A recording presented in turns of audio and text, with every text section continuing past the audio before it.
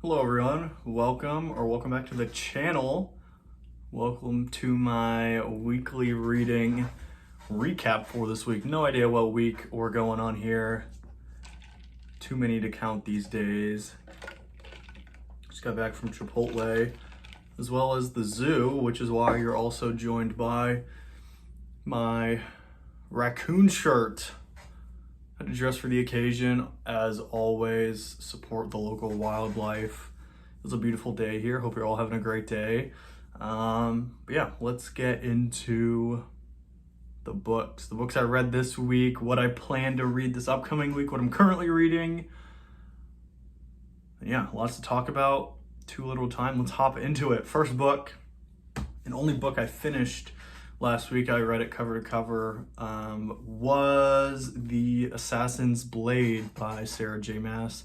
Technically prequel to the Throne of Glass series, but the author recommends reading this third, and so I took her word. She wrote the damn thing, so might as well.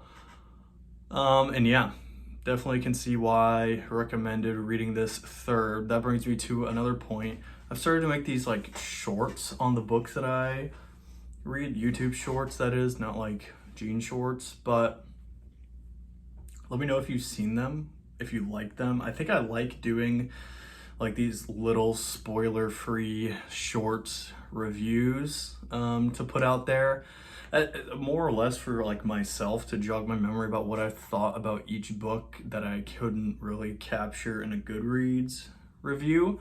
So yeah, just little like short 1-minute videos. Let me know if you like them, if you've seen them. I made one for all the books I've read, not this year, maybe in the past 2 weeks or so.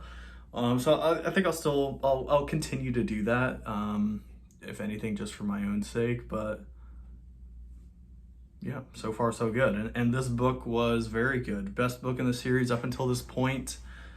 And for good reason. If we again follow our main character Selena, this is gonna be spoiler free, by the way, so there's that. It's set up in 5 short stories, but the stories sort of happen chronologically and flow together. So in another word, it's broken up into like 5 parts. This was a 4-star book for me, simply for the one and only fact that I did not care for the first short story basically at all. I don't know, I just thought it was like sort of dumb. The first short story, not dumb, but like it was, to me, it was my least, going through puberty again, my least favorite short story of the 5. I thought the other 4 were pretty excellent, especially the last one. If you know, you know. But yeah, this was definitely awesome. It was cool to see the sort of foreshadowing and the unknowns that we read about in the first 2 books like just snap into place with reading the prequel, and we get to see like some original motivations behind some of the actions in the first 2 books. Get to meet some new characters and their motivations and why certain people feel certain way about them. It all made sense. We get to hear like common phrases character uses and the meanings behind them, which was pretty intense. And yeah, this was great to read this third. There's definitely a breadcrumb trail left in the first 2 books to then reading this book, and it all sort of makes sense, and it was very cool to see. But definitely glad I read it third. Obviously, reading that third, I then picked up the 4th book in the series basically immediately because I have no self-control. That is Heir of Fire by Sarah J. Maas. We're moving to the books that I'm currently reading. I'm about 40% of the way through this book. And this one is good. Definitely slower paced than the first 3. And I think that's good. We now have doubled our perspective count for the series, going from 3 to 6 perspectives. And so the world building is doing its thing. It's building the world. We're seeing various different regions of the world through different lenses and different types of characters, and it's good. Very reminiscent of like a Brandon Sanderson novel in all the best ways, solely for the fact of those multiple POVs, and it's cool to see them shifting back and forth, and it creates this like web of world building, and as things tie together, it gets very satisfying in that aspect. That being said, it is the slowest of the books, which I don't really mind up until this point. Each book, I guess, again, similar to Brandon Sanderson, his books are very steady, driven throughout the entirety of them. And then when you get to the last 10%, all hell breaks loose. I can imagine similar things happening in this book, which have happened in the first 3 books up until this point. So really can't wait. Like I said, I'm only 40% of the way through. And I'm looking to finish it this week because I'm going on vacation come Friday. It's Sunday now. And I can't stand it when I am like set to leave for a trip or something and I have a book that's like 90% of the way finished. And then I have to bring the whole book with me just to read the last 10% and then haul it back with me. It's a big old waste of space in my bag. And so that's the reason I want to finish it this week and then start vacation fresh with book 5 in the series, Queen of Shadows. I bought the box set of the Throne of Glass, so I have all the books lined up, ready and raring to go. But yeah, I have the audiobook for Air of Fire as well. I haven't listened to it too much just because I've been enjoying reading the books so much. I haven't really listened to the audiobooks basically at all. But I have this one. If times get slower at work, I can pop it on and chunk through a couple of chapters. So yeah, enjoying my time with this one. Excited to see where it goes.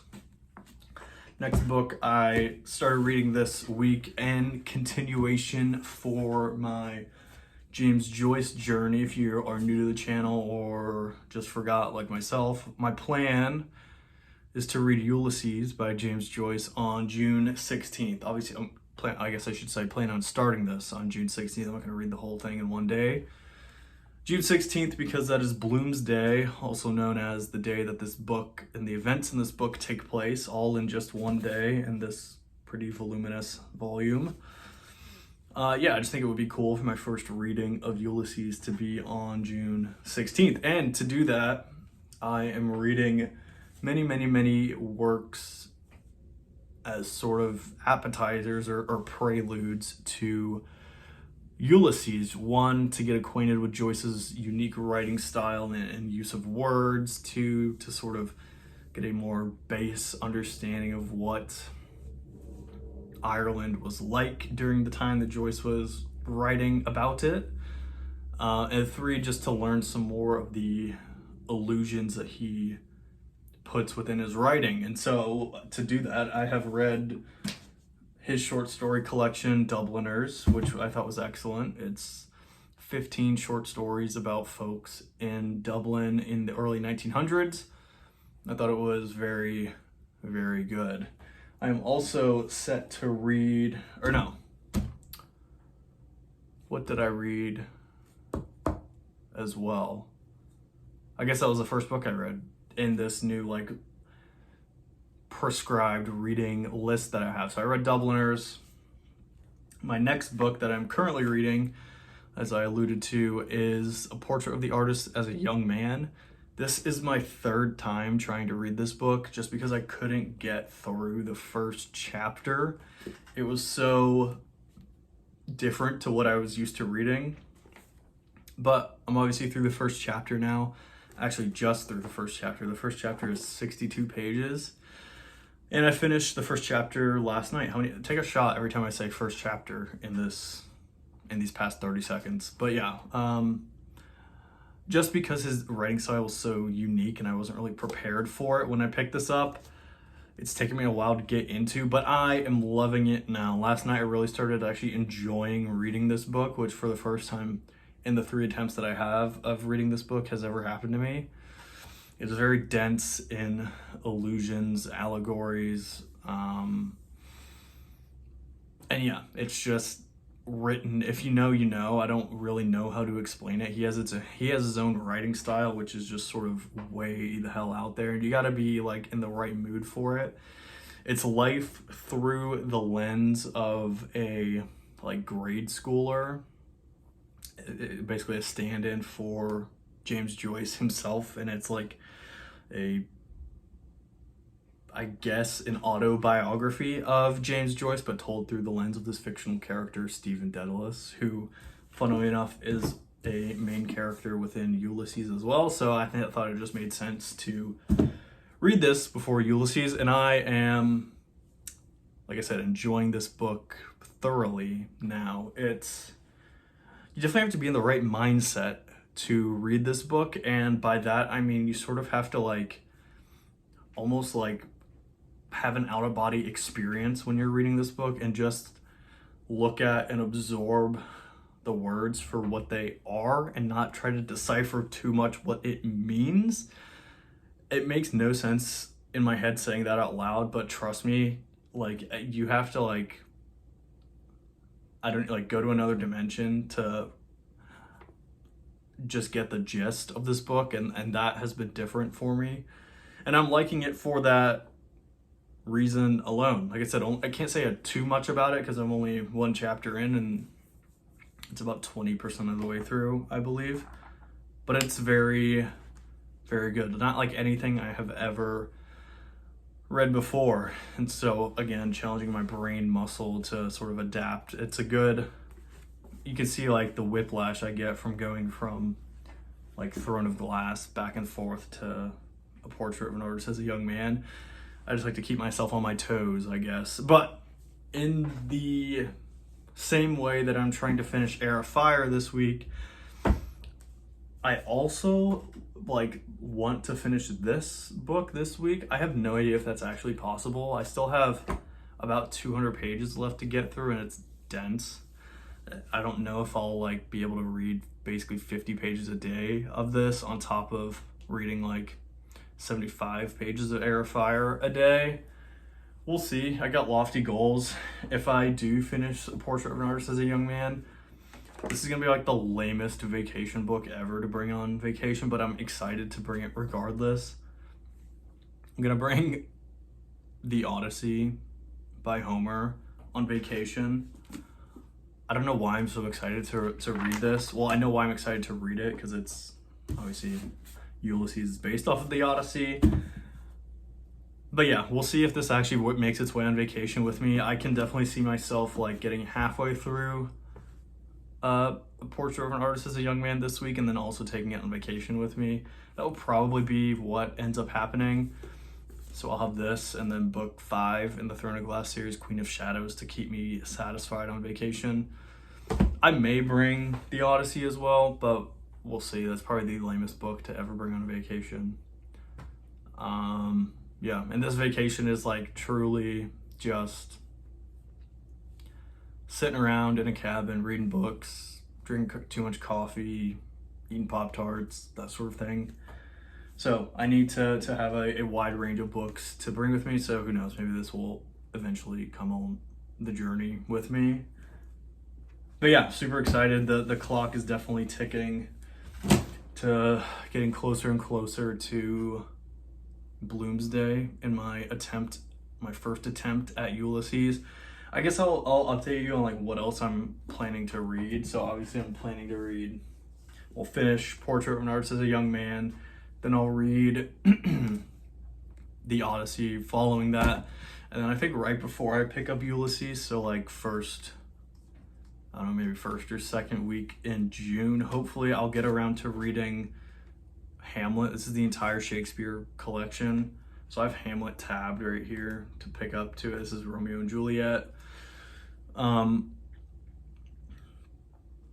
yeah, why am I doing that? It's because there's a lot of references to Shakespearean language and Shakespearean works in Joyce's writing. So I'm trying to familiarize myself again. I read him in high school, his big plays like Romeo and Juliet, Hamlet.